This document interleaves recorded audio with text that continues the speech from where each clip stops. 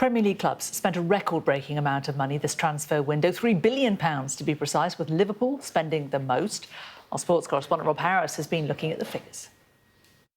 Well, it really is the Premier League clubs flexing their financial muscles. And yes, there are financial rules that they have to abide by in terms of not spending beyond their means in terms of the income. But certainly this is showing about how the Premier League does dominate compared to the rest of the leagues in the world. Just taking a look at those numbers in overall, the £3.2 billion spent in this transfer window, a record, marking 5 years of such huge spending after the pandemic. It's up on the previous high of 2.5 billion in 2024.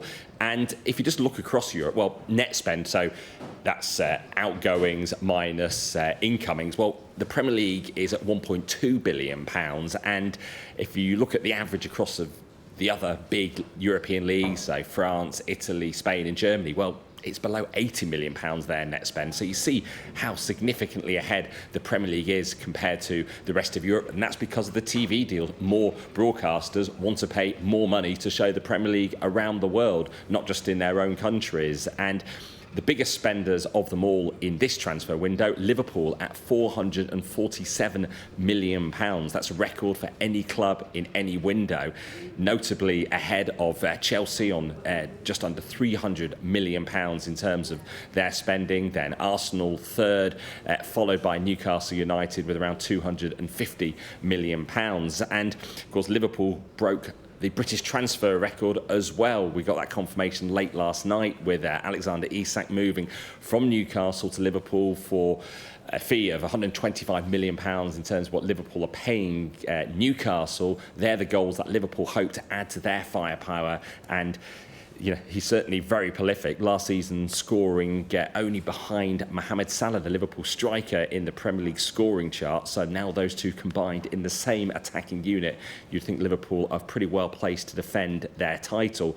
But it didn't all go Liverpool's way yesterday. Crystal Palace captain Mark Gahey was a target for the Merseyside club, but he was denied his move because Palace couldn't get a replacement in. Talk of their manager being unhappy if Gahey had been transferred.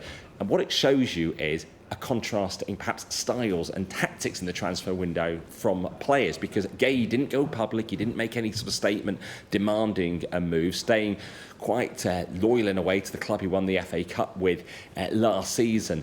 But the players who did get their big moves are the ones who put out their statements grumbling. So Isak at Newcastle talked about broken promises at Newcastle, the club he scored the goal for in the League Cup final last season to end their 70-year domestic title drought. Also, we saw Jon Visser, the Brentford striker, to get his move to Newcastle, put a statement out at the weekend, putting his protests out about the way he'd been treated by Brentford. So certainly that player power did play a part, perhaps, in agitating to get their moves. But today, some of the players who didn't get their moves will be perhaps wondering where they go from here. Emi Martinez, the Aston Villa goalkeeper, had missed games this season as he tried to get a transfer to Manchester United. That fell through. They went for other options.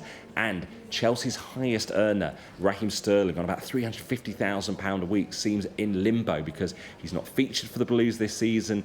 He spent last season on loan at Arsenal, and he's seemingly not part of the plans at Stamford Bridge and hadn't been able to get a move in this transfer window. So it is a window of winners and losers, with their players perhaps wondering where they go from here, while other teams, particularly Liverpool, think they could be pretty well placed now in the Premier League.